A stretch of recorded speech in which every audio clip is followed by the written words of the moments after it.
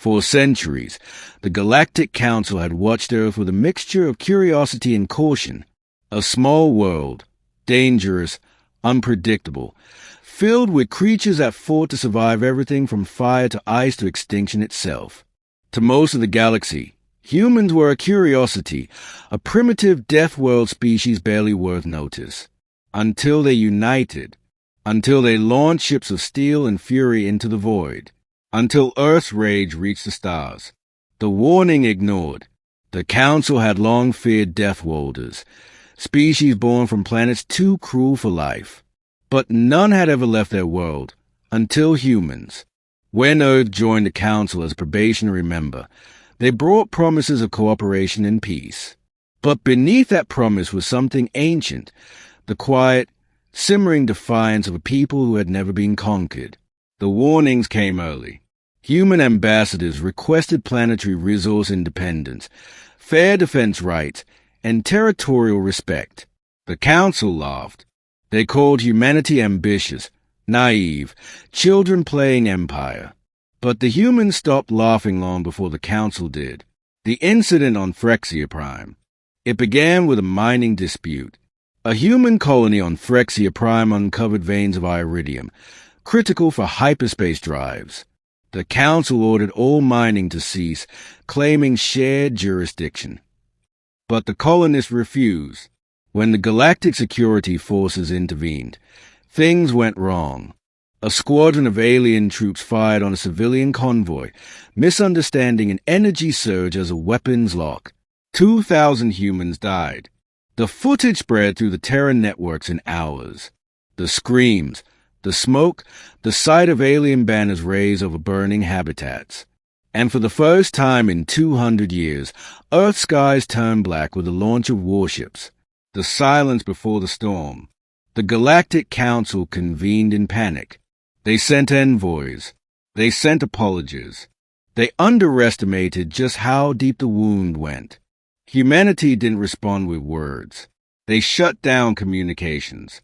They encrypted their networks. And they waited. For 8 months, the galaxy thought the humans had retreated into grief. But beneath the silence, something vast was moving.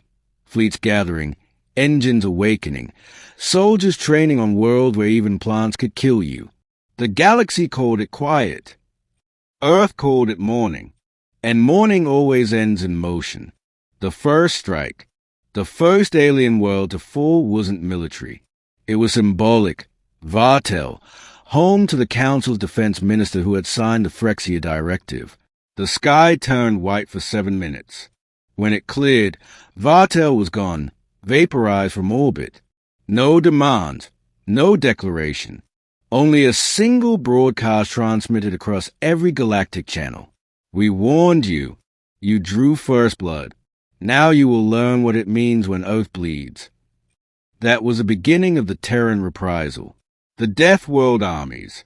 The galaxy had always mocked humans for their chaos, their wars, their brutality, their lack of order. But in that chaos was genius. In that violence was precision. The Terran fleets didn't fight like anyone else. They didn't conquer planets. They erased strategic capacity. They didn't waste ships in open war. They struck like predators, silent and efficient. They unleashed railguns capable of piercing moons. They used gravity bombs to crush fleets from hyperspace before they even arrived. They bent AI, quantum warfare, and human fury into one weaponized emotion, rage.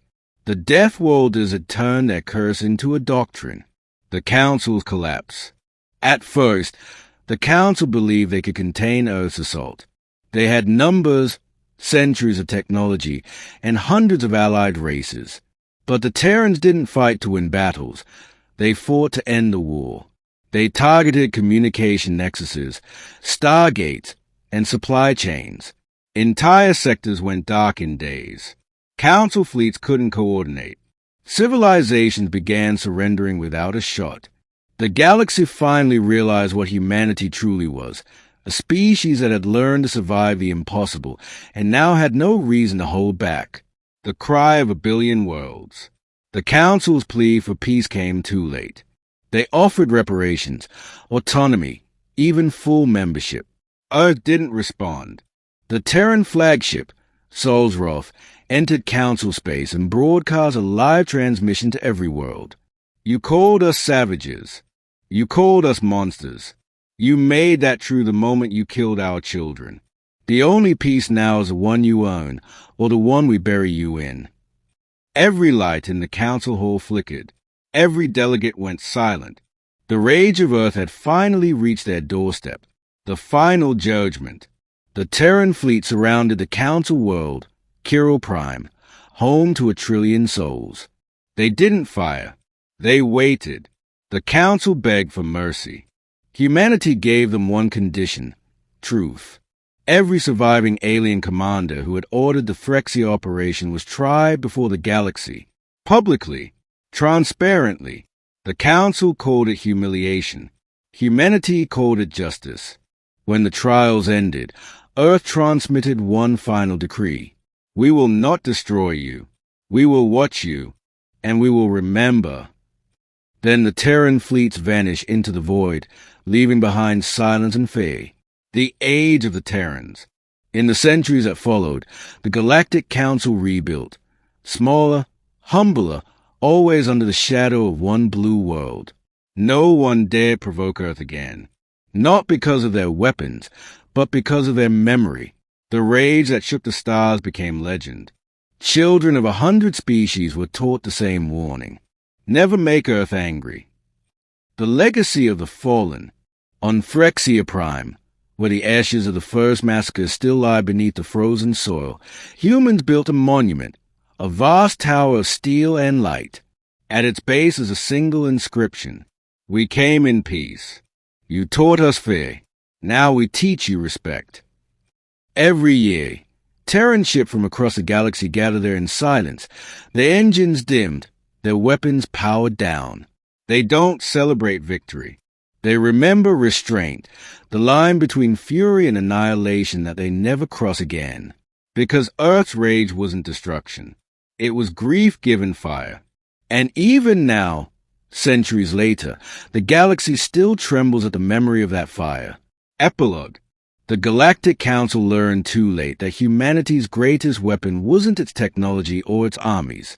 It was its heart, a heart that burned hotter than any star, forged in loss, shaped by defiance. When Earth rose, the stars themselves shook, not from the power of its guns, but from the weight of its grief.